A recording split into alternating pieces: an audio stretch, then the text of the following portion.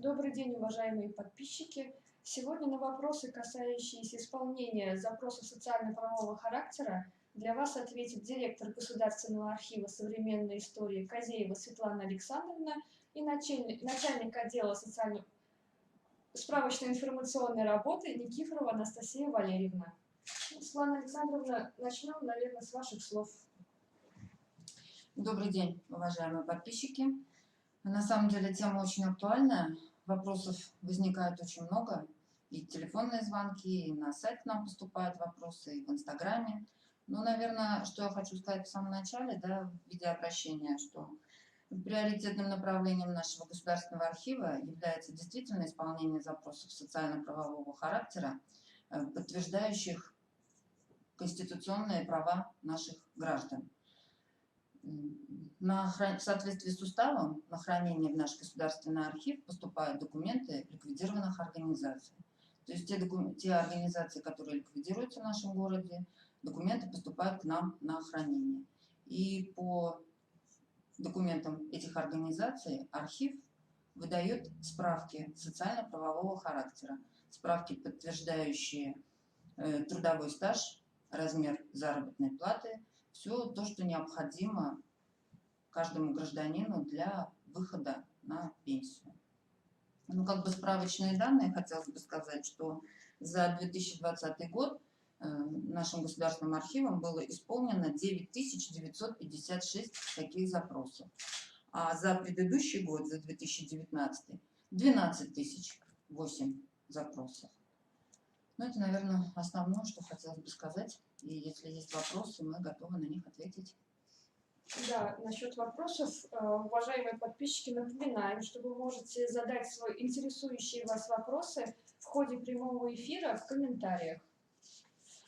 А сейчас приступим к вопросам, которые поступили к анонсу прямого эфира по электронной почте и директу в Инстаграм. Так, Светлана Александровна, какие виды запросов исполняются в нашем архиве? Вообще у нас, конечно, разговор идет про социально-правовые запросы, но помимо этого у нас исполняются тематические запросы, запросы биографического характера, то есть, разные виды запросов. Какие именно виды социально-правовых запросов исполняются в архиве? Социально-правовые запросы – это подтверждение трудового стажа, о размере заработной платы и о награждении. А как именно можно подать заявление в архив? Заявление в архив можно подать при личном посещении. Правда, сейчас мы принимаем всех посетителей по предварительной записи. Также можно подать заявление по электронной почте. У нас на сайте есть баннер «Интернет-приемная». Туда тоже можно отправить свой запрос. Там есть и бланки, и образцы заявлений. То есть заявление скачивается, оформляется и подается к нам на электронную почту, на адрес нашей электронной почты. По почте можно. Да, можно письмо. Просто простым конвертом письмо направить запрос. Можно ли у вас получить сведения о своих родственниках? Сведения можно получить о своих родственниках, если ваши родственники были партийными работниками. У нас имеются на хранение личные дела партийных работников. Можно точно так же оставить запрос на выдачу этих сведений. Можно прийти и заниматься в читальном зале, то есть написать заявление и изучать документы своих родственников. И, наверное, следующий вопрос, который очень часто звучит. Можно ли у вас узнать дату рождения и дату смерти своих родственников? Таких документов у нас нет. Такие документы хранятся до 2018 года в Государственном историческом архиве, а затем уже необходимо обратиться в органы ЗАГСа. Можете ли вы дать сведения о прописке? Этот вопрос сейчас возникает очень часто и актуально, и телефонные звонки поступают к нам, и в виде обращений тоже люди к нам обращаются. Как таковых сведений у нас по поводу прописки нет. Но единственное, мы можем подтвердить эти сведения косвенно когда человек работал в какой-либо ликвидированной организации, и адрес может быть указан или в приказах о приеме на работу, или в личной карточке данного человека. То есть такие сведения мы косвенно можем предоставить. Следующий интересный вопрос. Жена готовится выйти на пенсию. Чтобы получить звание ветерана труда, необходимо представить документы о том, что она во время работы в колхозе была награждена знаком «Победитель соцсоревнования». Знак и документы к нему были утеряны. Запись в трудовой книжке отсутствует. Можете ли вы подтвердить факт награждения? Ну, я думаю, что да, конечно, необходимо обратиться в наш архив с заявлением, как я уже выше говорила, или письмом, или подойти на личный прием, или по средствам электронной почты. И мы посмотрим в документах факт награждения. Можно добавить, но по награждению, конечно, нужно обращаться не только в наш архив, но и в исторический архив по проспекту Ленина, 16В. Там тоже содержится информация о награждении. Спасибо.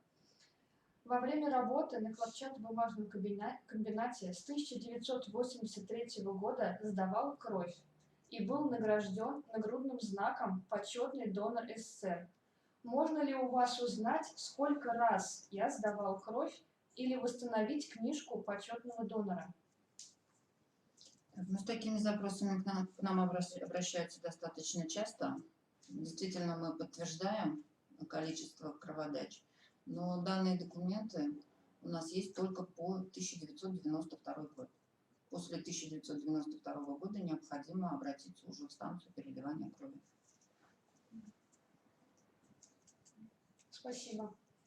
Какие документы нужно предоставить гражданину для получения справок в пенсионный фонд? Для обращения в пенсионный фонд? Да, пенсионный фонд. Немножко, может, Неправильно, да, наверное, неправильно. Наверное, обращение все-таки к нам. Да. Ну, к нам мы обычно просим, чтобы граждане принесли с собой паспорт и трудовую книжку или копию трудовой книжки за тот период работы, который они у нас запрашивают. А каковы сроки исполнения социально-правовых и тематических запросов в архиве? Ну, социально-правовые запросы исполняются в соответствии с законом об обращении граждан в течение 1 месяца, а тематические запросы они и в течение месяца исполняются, и в течение 10 дней, и в течение 3 дней. Они, я так понимаю, платные, правильно? Да, они платные. Могу ли я найти информацию о своих родственниках, предках, составить генеалогическое древо в госархиве? Метрические книги хранятся в Государственном историческом архиве. У нас, как я уже говорила выше, можно найти информацию только ту, касающуюся партийных работников. Лучше в исторический архив по этому Да, вопросу. да. Обратиться. Метрические книги, именно древо, можно найти в историческом архиве. Проспект Ленина, 16В, Государственный исторический архив. Спасибо. У нас комментариев нету? Тогда продолжим дальше по вопросам к анонсу, которые были присланы ранее. Я в настоящее время оформляю документы для выхода на пенсию. В советские времена учеба входила в общий стаж. В 80-е и 81-е годы проходил учебу в автошколе ДОСААФ на водителя, о чем получил свидетельство. Можете ли вы подтвердить факт учебы? Проходил учебу в 80-х, 81-х годах ДОСААФ. Ну, насколько я помню, что документы ТСАУ к нам поступили, да, наверное. Поэтому необходимо обратиться к нам с запросом. И запрос будет исполнен в установленные законом сроки. Спасибо. Далее. Я оформляю документы для выхода на пенсию. Всю жизнь, начиная с 1983 года, проработала на Чебоксарском мясокомбинате. В настоящее время эта организация ликвидирована. Хотелось бы узнать, куда сдали эти документы. Ну, документы Чебоксарского мясокомбината находится на хранении у нас. Так что точно так же вы можете обратиться с запросом, как уже говорилось ранее, и по электронной почте, и письмом, и при личном приеме. Я, наверное, скажу, да, что мы прием ведем с 8 до 16:30, обед у нас с 12 до часу, в любое время по предварительной записи. То есть вы можете позвонить 56 16 56 35 31, записаться на прием и подойти с необходимыми уже документами, с паспортом и с трудовой книжкой или копией трудовой книжки. Спасибо. В советское время работал в Чувашфото. Для выхода на пенсию необходимо подтвердить факт работы и получения заработной платы. В настоящее время организация ликвидирована. Где можно найти данные сведения? Чувашфото – это сейчас организация ООО «Кадр», и документы этой организации буквально в декабре 2020 года поступили к нам на хранение. Так что точно так же можете обратиться к нам за подтверждением трудового стажа и размера заработной платы. Далее вопрос. Во время учебы в ЧГУ 84-85 годы в летнее время работал в ССО. Нас направляли на ГЭС. Необходимы сведения о стаже и заработной плате за этот период. Ну,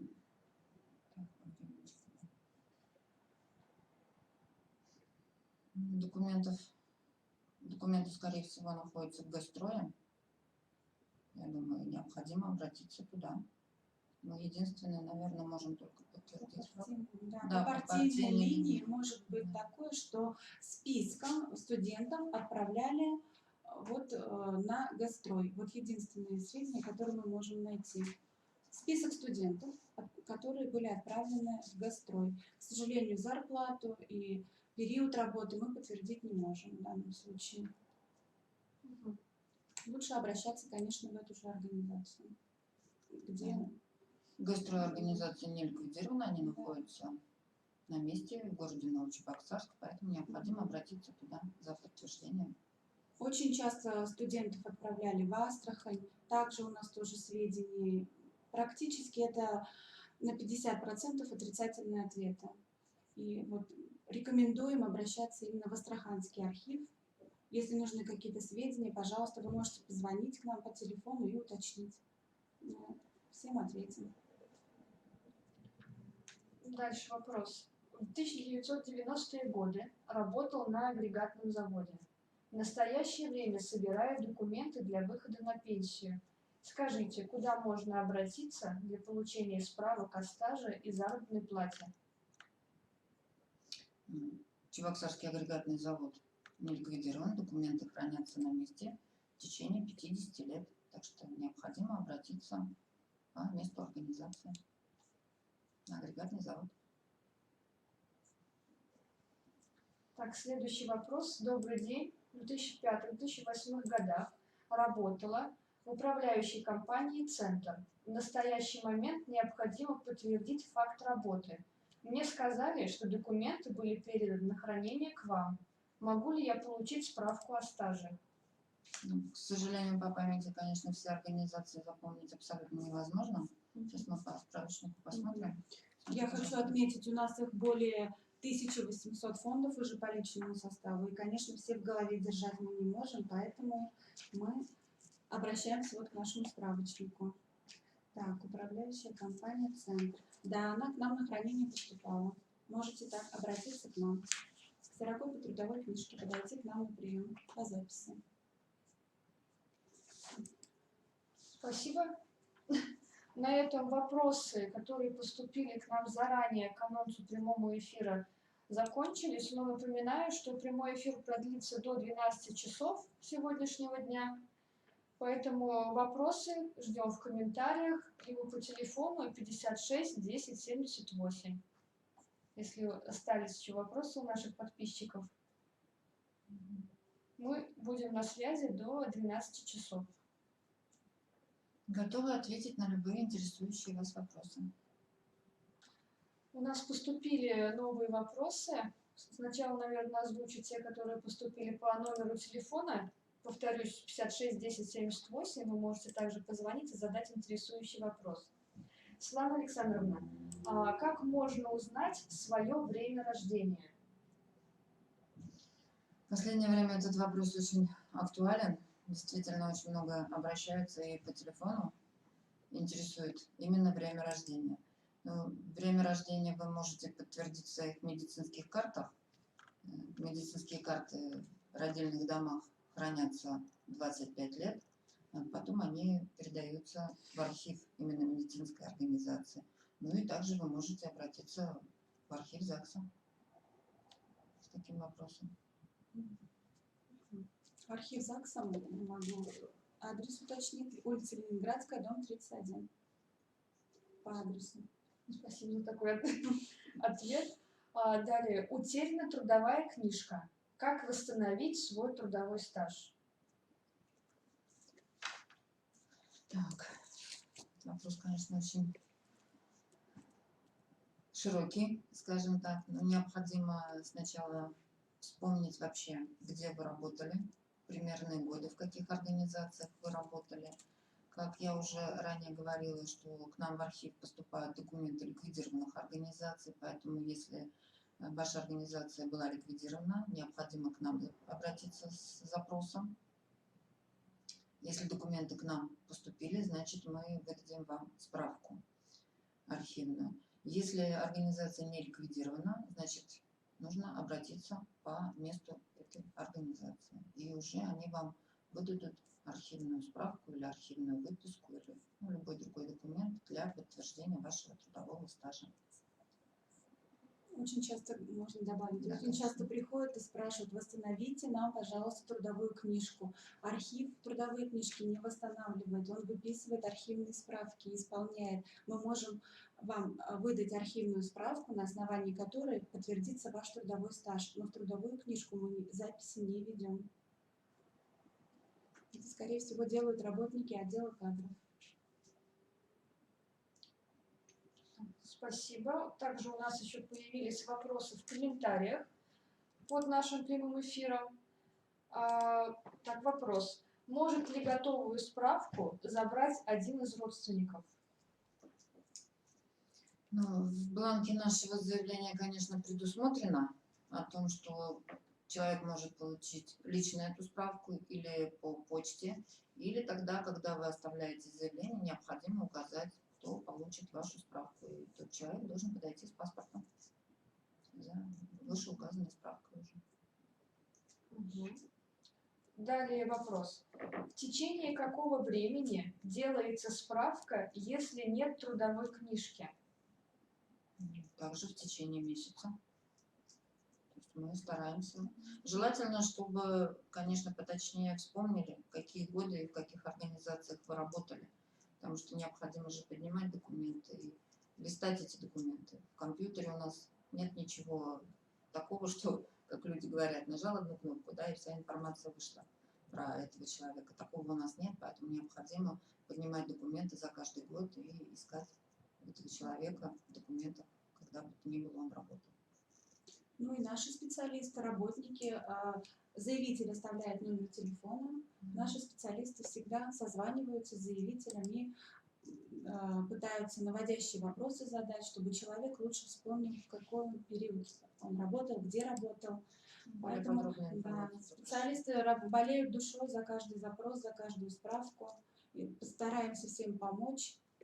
Поэтому каждый запрос у нас не остается, сотрудник не остается равнодушным к запросу, к исполнению запроса. Так, можно я еще тогда добавлю про трудовые книжки? Очень часто бывает такая ситуация, что люди уходят с работы, не забирая свою трудовую книжку. Если организация ликвидируется, то трудовые книжки также поступают к нам. И если вы хотите восстановить эту трудовую книжку, вы просто приходите к нам, если она к нам поступила, трудовая книжка, значит, вы пишете заявление о том, что просите выдать эту трудовую книжку, и мы ее выдаем. То есть такие случаи у нас тоже часто бывают. По многим организациям трудовые книжки к нам, невостребованные трудовые книжки к нам поступают. Мгм. Так, там как раз был вопрос следующий тоже про утерянные трудовые книжки. Я думаю, вы уже Наперед ответили уже ответили на этот вопрос. Да, да. спасибо. Так, пока вопросов больше новых нет. Еще раз напомню, что мы ожидаем ваши вопросы в комментариях к прямому эфиру и по номеру телефона 56 10 78. У нас поступили новые вопросы в комментариях к прямому эфиру. Немного, конечно, не по теме нашего прямого эфира, но без внимания, я думаю, мы тоже их оставить не можем. Допустимо ли хранение дел с постоянным сроком хранения в металлических шкафах без коробов? Спасибо. Я думаю, что режим хранения допустим. Самое главное, что они хранятся в металлических шкафах. Их хранение обеспечено. Спасибо за ответ. И далее второй вопрос. Можно ли в формате тематического запроса составление родословной или истории населенных пунктов? Вопрос, конечно, очень интересен. Это работа очень грандиозная, что биографического характера, что населенные пункты. Мы, наверное, больше предложим, чтобы данный исследователь подошел заниматься в читальный зал, в наш читальный зал, для того, чтобы сам выявлял данные документы и составлял историю населенного пункта. А наши сотрудники уже помогут, где, в каких документах, что можно найти у нас. Предоставят описи и документы помогут заказать. У нас только что поступили новые вопросы. Здравствуйте. Есть ли в вашем архиве информация о почетных донорах? Мы уже Отвечали на этот такой вопрос уже ответ был.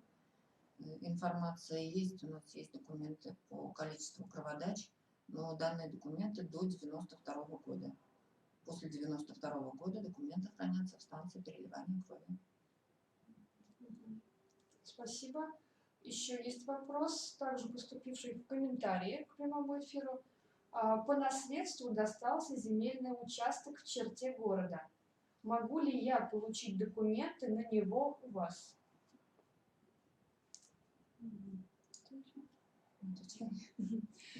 Если вам достался этот участок до 92 года, то нужно обратиться в исторический архив по проспекту Ленина, 16В.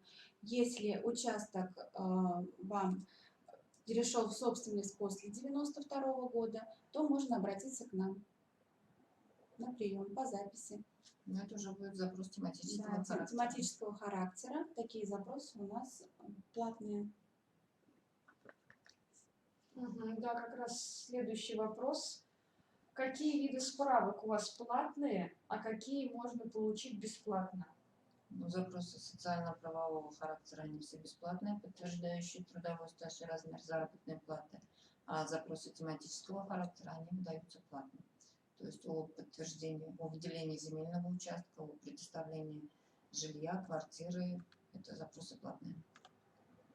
Они исполняются по фондам администрации города и администрации районов.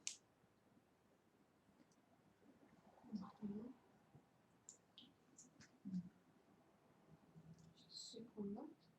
Обновлю. Проверим новые вопросы.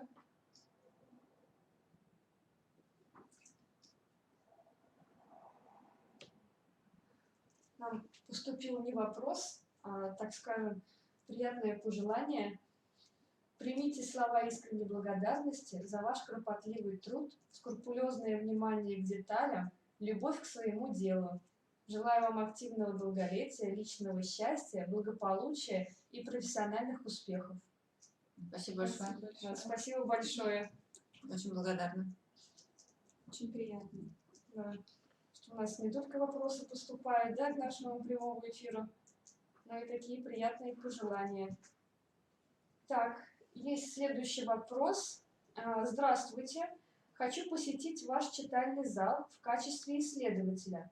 Что мне нужно для этого сделать и какие документы взять с собой? Немного опять, конечно, не по теме, но Но, тем не менее, мы да. ответим на этот вопрос. Ну, чтобы заниматься в читальном зале, необходимо подойти с паспортом и написать заявление о том, по какой теме вы хотите заниматься в нашем читальном зале. Но в связи с тем, что пока доступ ограничен, вообще у нас 16 посадочных мест в читальном зале, на сегодняшний момент работает только половина, то есть 8 посадочных мест, поэтому желательно позвонить по предварительной записи и подойти. Телефон также 56 10 78. Так, спасибо. Поступил еще один вопрос. Добрый день. Можно ли у вас получить сведения о предпринимательской деятельности? Так, до сведения по предпринимательской деятельности, когда регистрация проходила в администрациях районов, такие сведения у нас есть. Это до какого года? К сожалению, до 2002, по-моему. А остальные все сведения уже находятся в налоговых органах. То есть регистрация в качестве предпринимателя и снятие с учета. Ну, лучше, конечно, сначала обратиться в налоговые органы, а потом уже подойти к нам. Так, спасибо за ответы. Сейчас обновим прямой эфир. Проверим новые вопросы. По телефону нам тоже, да, пока не поступали новые вопросы?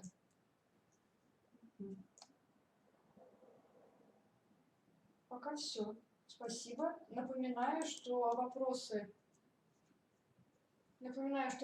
можно писать в комментарии, либо по номеру телефона 56 10 78. Поступил новый вопрос в комментариях к прямому эфиру. Добрый день. Мой знакомый спрашивает. Он является писателем, членом Союза писателей. Может ли он сдать в ваш архив свои рукописи, сведения из личной жизни? Да, конечно. Наш архив по сравнению с тем, что принимают документы постоянного хранения, документы по личному составу ликвидированных организаций, также мы принимаем документы личного происхождения. Вот на сегодняшний день у нас хранятся фонды 75 держателей личных фондов, и среди них я так оговорюсь, скажу, что у нас есть и документы летчика-космонавта Андрея Григорьевича Николаева, и видных политических деятелей, такие как Прокопьев, Веслюков, и вышивальщицы Ефремовой. В общем, 75 личных фондов, и, конечно же, вы можете пополнить наш архив своими документами. Мы будем только очень рады и признательны вам за это. Спасибо, Светлана Александровна. И следующий вопрос также поступил в комментарии к прямому эфиру. Можно ли в архиве заказать проектную документацию и ввод здания, на ввод здания в эксплуатацию? Интересный вопрос. Здесь надо, конечно, уточнить, в какие годы было введено в эксплуатацию какое бы то ни было здание, потому что акты о вводе в эксплуатацию прикладываются обычно к документам, к постановлениям администрации города Чебоксары, администрации районов. Данные документы у нас хранятся с 3 февраля 1992 года и по-моему, 2010 год. На сегодняшний момент поступили, да, по 2010 год. Остальные документы, они хранятся в самих администрациях пока на месте. А вот то, что касается проектов, если ваш проект проходил заключение Центра экспертизы, тоже за определенные годы документы Центра экспертизы поступили к нам на хранение. И вполне возможно, что проект есть у нас. Заранее сказать не могу, это нужно смотреть конкретно, какие годы. Потому что документы Центра экспертизы также хранятся по какой год, не помню. Сказать точно. Это то ли 2008, то ли 2010. В общем, с этим вопросом вы можете обратиться уже непосредственно с заявлением к нам, и мы уже вам объясним. Спасибо большое за ответ. И следующий вопрос. Каков срок действия готовой справки?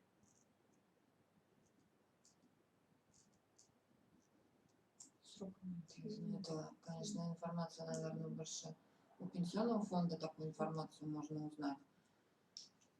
Но обычно к нам приходят граждане, обращаются граждане при выходе на пенсию, и мы выдаем архивную справку, архивную выписку, с которой они уже обращаются в пенсионный фонд.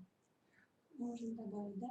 Просто срок действия у справки, он не маленький, но меняется требование пенсионного фонда к оформлению этой справки. Если буквально 5 лет назад пенсионный фонд не спрашивал дату рождения, да, то сейчас обязательно в каждой справке, если у человека по документам проходит дата рождения, то мы ее обязательно указываем. И вот те справки, которые мы выписывали 5 лет назад, они уже не подходят для выхода на пенсию. Поэтому пенсионеры приходят к нам за новыми данными. Сейчас, конечно, очень часто пенсионный фонд, мы же обмениваемся с пенсионным фондом через программу VIPNet, и они очень часто присылают запросы к нам сами, касающиеся, сейчас даже запрашивают они на граждан, которые 78-го года рождения, 75-го года рождения, для того, чтобы трудовой стаж уже внести в свою базу пенсионную. У нас поступили еще два новых вопроса. Можно ли у вас получить сведения о прохождении производственной практики на чулочно-трикотажной фабрике во время учебы в школе? Можно. Да, конечно. Эти сведения мы подтверждаем. Но единственное, не все годы находятся. Это тоже нужно смотреть. Нужно сделать запрос, оформить заявку. А так учеба в ЧТФ есть. Находится. Спасибо. И еще один вопрос. Здравствуйте. Если организация ликвидировалась и не сдала документы в архив, можно ли получить какую-нибудь справку? Да, мы обычно выдаем отрицательные ответы о том, что документы данной организации к нам не поступили. К сожалению, конечно, это не является подтверждением трудового стажа или размером заработной платы. Но такое часто бывает. Да. Недобросовестные руководители не сдают документы, потом страдают. И такие справки мы делаем в течение 15 минут. Вы можете к нам подойти, обратиться, и мы сразу вам выдадим отрицательный ответ. Ждать там в течение месяца не нужно. Спасибо. И еще один вопрос. Добрый день. Необходима справка для пенсионного фонда о работе отца в Батаревском ПМК. Есть ли у вас в архиве документы данной организации? Документы Батаревского ПМК к нам точно не поступали. Вам необходимо обратиться в муниципальный архив Батаревского района. Потому что если местонахождение было Батаревский район, значит документы должны были поступить по месту нахождения. Так, спасибо за ответ. Сейчас обновим комментарии.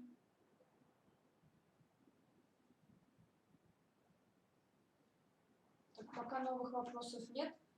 Спасибо за активность, уважаемые подписчики. Ждем еще вопросы до 12:00. Вот у нас поступил еще один вопрос через комментарии к прямому эфиру. Можно ли через вас сделать запрос о работе в других регионах? Нет, к сожалению, мы такие запросы не делаем. Это необходимо вам самим обратиться в данный регион. Либо обратиться к сотрудникам пенсионного фонда. У пенсионного фонда есть такие полномочия. Они делают запросы в другие регионы. Спасибо за ответы. Пока больше вопросов нет. У нас появился новый вопрос. Имеются ли в вашем архиве сведения о студенческих отрядах? На данный вопрос мы, конечно, уже отвечали. Мы повторимся. Документов студенческих отрядов у нас как таковых нет. Бывает, что находятся в документах просто о направлении студенческие отряды. А так вам необходимо обратиться в данную организацию, где вы были в этом студенческом отряде. То есть бывает, что строительные организации какие-то направляют. Бывает, что вот Г-строй в данном случае чуть выше был вопрос задан. То есть необходимо в ту же организацию Так же, как вот было, что ЧГПУ у нас направлял в Астрахань. То есть вам тоже необходимо обращаться именно в Астрахань. Да. И в учебное заведение, Да. которое направляло. Там у них тоже есть сведения. Мгм. Спасибо. Вот от нашего подписчика. Спасибо большое за информативные ответы и интересный прямой эфир. Спасибо большое. Спасибо.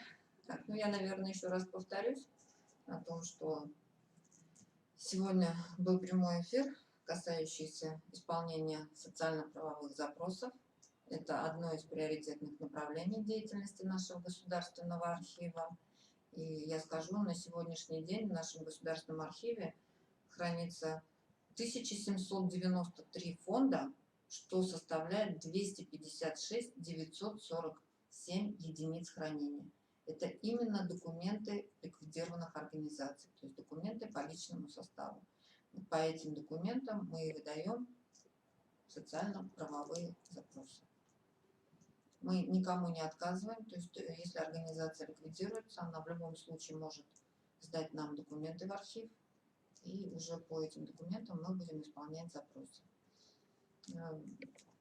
Заявление вы можете подать как письмом, так по электронной почте. Вы можете подать через наш интернет-сайт. У нас на сайте есть интернет-приемная, баннер, в котором есть и бланки, и образцы заявлений. Бланк скачиваете, заполняете и отправляете на адрес нашей электронной почты. На прием, при личном приеме, вы можете записаться по предварительной записи и подойти. Телефоны 56 10 10 78 и 56 35 31. Мы принимаем с понедельника по четверг с 8 до 12. С 12 до часу у нас обед и с часу до 16:30. Пятница у нас неприемный день. Так что все, кто желает, кому необходимо, можете обратиться к нам. Спасибо большое вам за такие, на самом деле, информативные ответы. И спасибо нашим подписчикам за активность, за то, что они задавали вопросы, которые их интересуют. На этом, наверное, мы подведем. Заканчиваем Большое наш спасибо. прямой эфир. Да, большое спасибо, было очень интересно. И если это было актуально и нужно, необходимо, мы готовы еще раз выйти в прямой эфир для того, чтобы ответить на все интересующие вас вопросы. Спасибо большое.